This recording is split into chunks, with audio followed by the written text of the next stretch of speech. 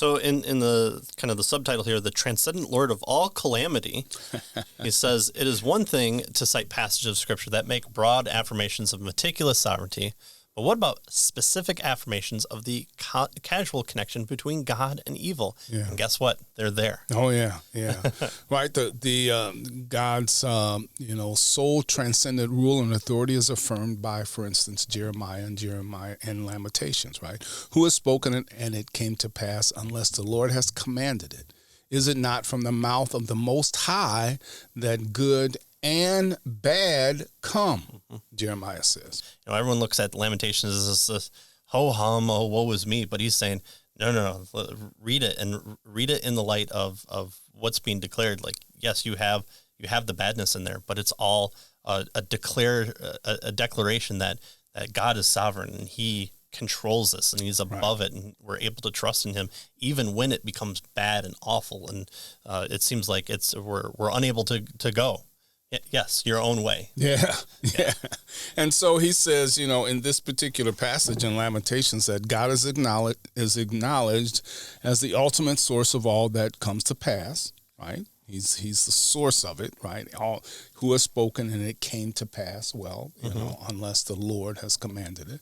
He commands and accomplishes, so He is in control. He's powerful. He does what He wants to do. And in similar fashion, in Isaiah 45:7, good and bad, Lamentations tells us, indicates a comprehensive scope to what God determines to transpire. He determines both good and bad to come about. Now, the term bad, like calamity in Isaiah 45:7, is the standard Hebrew term for the word evil. Go figure, right? Yet notice he tells us that this is not some lowly entity that is the source of these occurrences, but this was, as this passage says, the Most High, right? So there you have it. There's a specific, kind of passage that deals with this, right? Right. All right.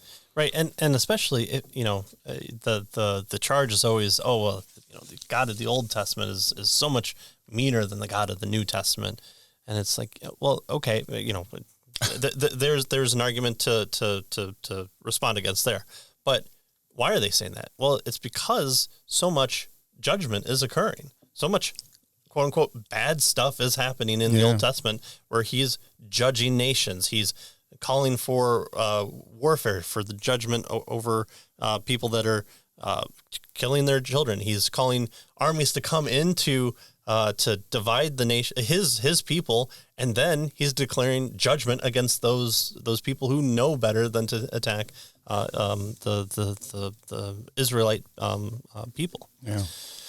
So the broader context of Jeremiah's pronouncement is the affliction that the weeping prophet has experienced by watching his beloved city of Jerusalem succumb to the Babylonian invaders in 587 BC. He acknowledges God's sovereignty over this calamity, and that does not leave him in a state of hopelessness. Oh, God just let this happen, or this was outside God's, domain. And of course, us in our free will, we've attacked each other, and this is clearly not what God intended completely in any part of his being or will. He didn't even know about it. No.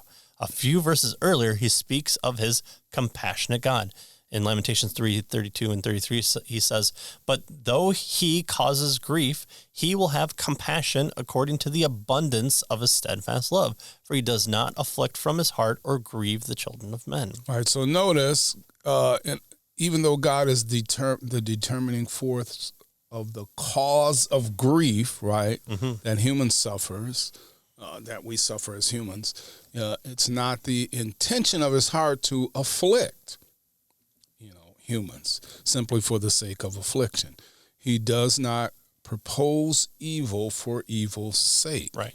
Instead, it has some broader purpose, and it's always designed, Christensen wants us to understand, for a greater good. Right. So he's not this Zeus-like character who he gets kind of angry with the men that he created, and they're, not giving him enough alms, or, they're focusing on his brother more, and so he's got to go down and exact famine upon them. He's not doing evil for evil's sake. He's doing it either for greater good or divine judgment, which would also be kind of in that scope of greater good there. Right. So only the transcendent Lord is qualified to decree good and evil without his comprehensive, unbridled holiness being contaminated by the latter. That's Deuteronomy 32:39 and 1 Samuel 2:6. While the Almighty does not do evil, he ordains even its worst manifestations to take place. He allows it to happen, or he calls forth. I think of David's numbering the census, and in one it says, God made him do this, or sent him a delusion to do this, or a lying spirit. In the opposite passage that speaks of the same thing, it says he sends out the evil spirit to kind of force David to do this, to make him do it so that God can judge him. And so God uses both the evil spirits and the evil of David's heart to put him in a position where he can judge and then ultimately come about. And of course, David does it on his own free will. It's not like, God jumps on him, God's pins down his arm, manipulating him through it. Oh, yeah. Cry uncle, cry uncle. Right, because Nathan comes to him and gives him the man steals has 99 and steals the one. I will kill that man. Who is that man? You are that man. And he falls down and he's like, oh, I've sinned, and he's just wrecked. And so again, that purpose is seen within Scripture, and we can point to it and say, he did this, allowed this bad thing to take place, and then goodness resulted into it.